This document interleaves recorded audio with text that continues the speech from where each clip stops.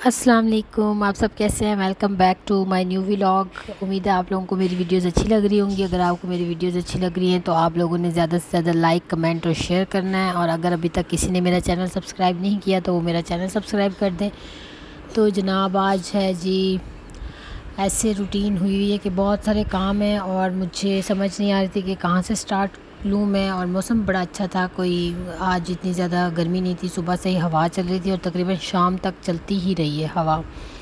तो हमारा प्लान हो गया वेकेशंस के लिए।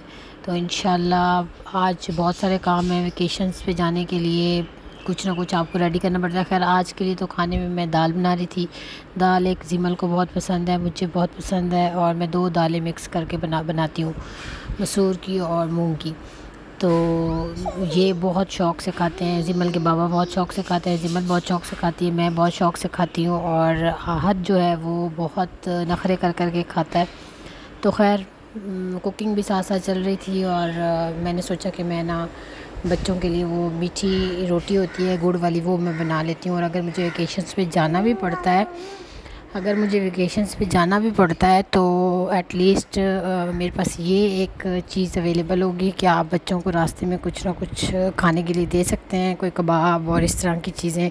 क्योंकि आप जब ट्रैवल करके जा रहे होते हैं तो बच्चे खाना अच्छा नहीं खाते।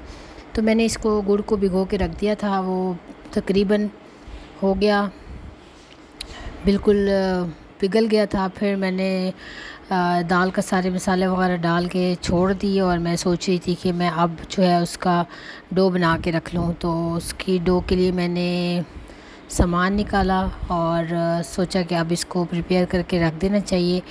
पहली दफ़ा बना रही थी मैं, कभी इस तरह घर में वहाँ अम्मी की तरफ जब होते थे हम सारी सिस्टर्स तो इस तरह बनाते रहते थे, लेकिन उसमें हम फिर ये चीज़ें ऐड नहीं करते थे जो मैं आप लोगों के साथ शेयर करूँगी। इस तरह ऐड करने से बहुत वो सॉफ़्ट और यम्मी सी बनी है कि आपको लगता नहीं है कि आप गुड़ वाली कोई चीज़ खा रहे हो। मैंने इसमें आटे के साथ थोड़ा सा मैदा भी ऐड कर दिया था और उसमें फिर मैंने सौंफ ऐड कर दिए थे। और सौंफ ऐड करने के बाद मैंने उसके अंदर दूध भी डाला था और मैंने एग भी एक मैश करके उसके अंदर डाल दिया, उसको अच्छी तरह स्टिर करके। फिर उसके बाद यहाँ पे जी सुबह का नाश्ता किया था। आसिफ़ ने दलिया खाया हुआ था तो आसिफ़ के लिए एक रोटी बनवाई थी, लेकिन आधी उन्होंने खाई और आधी मेरे बच्चों ने खा ली। दोपहर का टाइम था, 2-2:30 बजे का टाइम था। तो इस तरह साथ साथ कुकिंग भी चल रही थी और खाना पीना भी हो रहा था। फिर खाना खा लिया तो अभी मेरी दाल बस एंड हो गई थी। मैं बनाती हांडी में हूँ ताकि उसका टेस्ट अच्छा है। 1-2 बार मैंने कुकर में बना के देखी है तो उसका मुझे कोई टेस्ट अच्छा नहीं लगा और मेरा ख़ुद भी खाने का दिल नहीं किया। हांडी वाली दाल का जो टेस्ट होता है वो कुकर में नहीं आता। तो यहाँ पे हो गया था खाना रेडी और रोटी कबाब बहुत शौक़ से खा लेते हैं। चटनी मैं लाजमी बनाती हूँ पुदीने वाली। तो ये उसके बाद बच्चों की कटिंग का टाइम था, मैंने कहा इनकी कटिंग भी करा देती हूँ ताकि ये लोग गंदे बालों के साथ मेरे साथ ना जाएं। तो साथ साथ फिर तैयारी भी चल रही थी शाम के टाइम। फिर मैंने सोचा उसकी डो मैंने बना के रख दी थी, बच्चों की पैकिंग स्टार्ट कर दी थी। मैंने उस दिन वो जो बास्केट में बच्चों के कपड़े रखे थे इनके साथ प्रेस करवा के रख रही हूँ।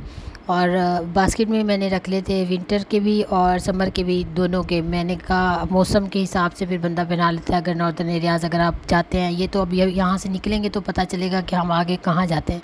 फ़िलहाल इस्लामाबाद से आगे फिर प्रोग्राम बनाएंगे कि किधर जा रहे हैं। तो ये शाम के टाइम फिर मैंने इनको फ्राई किया इस तरह बना के। डो बड़ी अच्छी बनी हुई थी और इस तरह फूली फूली हुई ये बनी और ये मैं साथ लेके जाऊंगी, बच्चे रास्ते में खाएंगे। अब रात हो गई थी, थक बहुत गई थी, चाय 2-3 दफ़ा पी ली थी। तो अब पैकिंग हो गई है, इंशाल्लाह फिर हम निकलेंगे। और सुबह हो गई, अब नाश्ता करा रही हूँ बच्चों को, ख़ुद भी रेडी हुई हूँ, नाश्ता करा के फिर निकल जाएंगे इंशाल्लाह।